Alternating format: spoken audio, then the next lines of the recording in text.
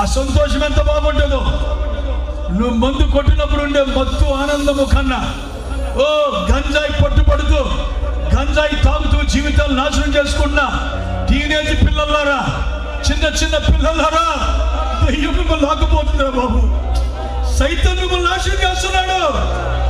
దానికన్నా ఆనందకరమైన జీవితం యేసులో ఉంది. దానికన్నా సంతోషకరమైన జీవితం యేసులో ఉంది. వ్యభిచారంలో లేని ఆనందం యేసులో ఉంది.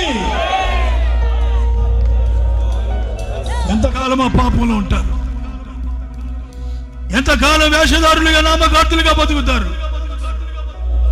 ఎంతకాలం అలా జీవిస్తారు? మీ మనోస్తులు చెప్తున్నాం, మేము ఏది కలిగి ఉన్నామని చెప్తున్నాం. లోకంలో మరి ఏ పాపములో లేని ఆనందం. పాపం చూడడానికి ప్రేమగా కనిపిస్తుంది, పాపం చూడడానికి ఆకర్షణగా కనిపిస్తుంది, త్రాగుడు గొప్పగా అనిపిస్తుంది, వ్యభిచారం గొప్పగా అనిపిస్తుంది. మగాళ్ళు ఆడవాళ్ళు చూస్తే మనసు నిలుపుకోలేరు. ఆ అందాన్ని చూడగానే పడిపోతా ఉన్నారు. అంతకన్నా గొప్ప అందం యేసులో ఉంది. అంతకంటే గొప్పది యేసులో దాచబడి ఉంది. నీ డబ్బు కన్నా యేసు గొప్పవాడు. నీ డబ్బు ఇవ్వలేదు, యేసు ఇవ్వగలడు. నీతో ఉన్న వాళ్ళు, ఇంటి పేర్లోళ్ళు, నీ కులస్తులు, నీ మతస్థులు నీకు ఇవ్వలేని గొప్ప భద్రత యేసు ఒక్కడు నీకు ఇవ్వగలడు. ఆయన పాప లోకంతో కొట్టుకుపోతావా? నశించిపో.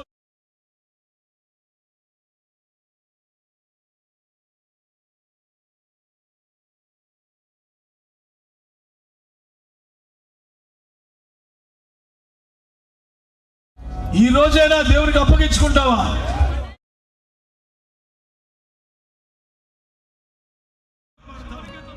ఈ రోజే తాగుడు మానుకుంటానన్న వాళ్ళు ఉన్నారా? ఈ రోజే వ్యభిచారం మానేస్తా, అక్రమ సంబంధం విడిచిపెట్టుకుంటా.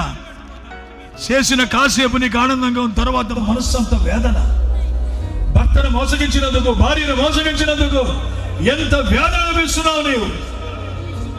సోదరి సోదరు, ఎందుకయ్యా జీవితంలో నాశనం చేసుకుంటున్నాడు? కాలం ముగించబడుతుంది. ఇక యేసు వచ్చేస్తున్నాడు తీర్పు తీర్చడానికి.